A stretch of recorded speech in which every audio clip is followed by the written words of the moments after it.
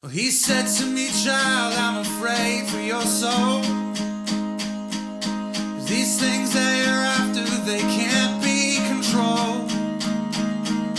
And this beast that you're after will eat you alive and spit out your bones. She'll string you along, she'll sell you a lie. There's nothing but pain on the edge of a night. There is no courage in flirting with fear to prove you're alive.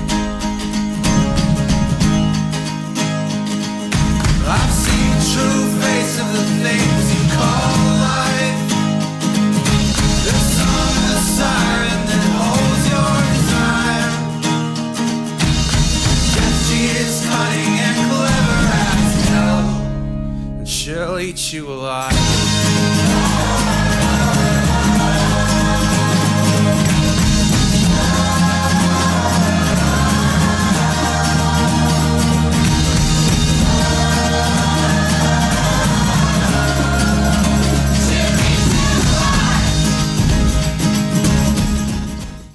My goodness, tomorrow is 2025. It's been a bit of a wild ride of a year for Dead by Daylight. We had a lot of new people come into the fog: Alan Wake, Sable Ward, The Unknown, Vecna, Astrian Bearmar, Laura Croft, Trevor Belmont, Dracula, Corey Kane, and Houndmaster. We had our first look into modifiers in Dead by Daylight with 2 iterations of Lights Out and 2 iterations of Chaos Shuffle. We had a Blood Moon event, the Anniversary event, the Halloween event, and the Bone Chill event. And of course, we had 2v8, which is by far the most asked for game mode ever, and the devs somehow made it work. I know it's an incomplete modifier as is, and the queue times are pretty rough, but I just can't believe they were able to bring 2v8 in after 8 years of it being requested.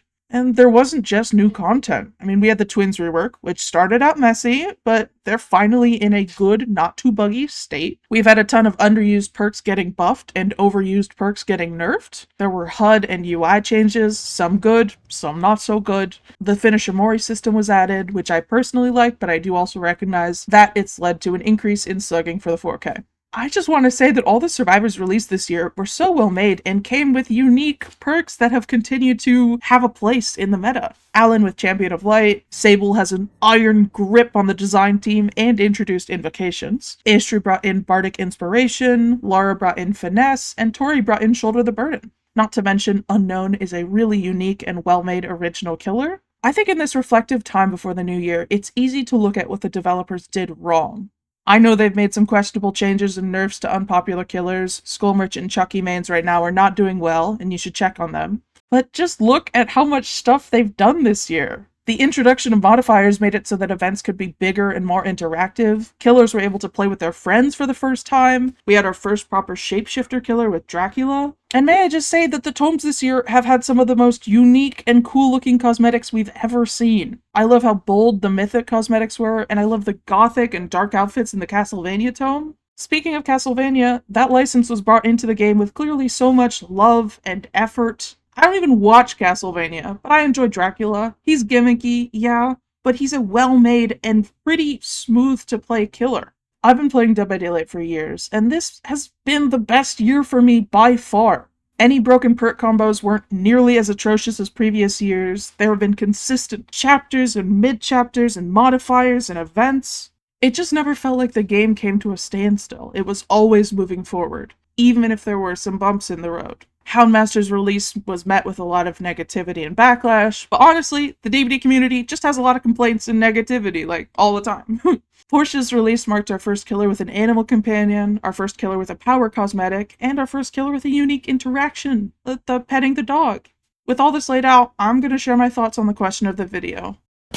I do think 2024 has been a great year for Dead by Daylight. While I was preparing for this video, I was honestly shocked to learn that all of this has only happened in the last year. Say what you will about the choices they make, I think BHVR loves this game. I think they deeply care about what they've created, and they want it to become the best version of itself. And they've made better choices this year, and the game is in the most balanced state that it's ever been in.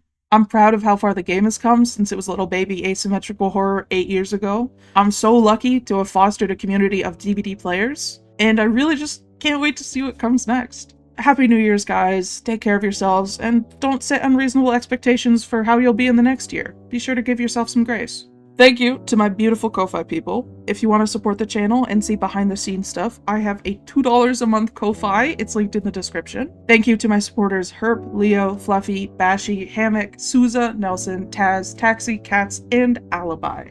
Happy New Year, guys. I will see y'all in 2025.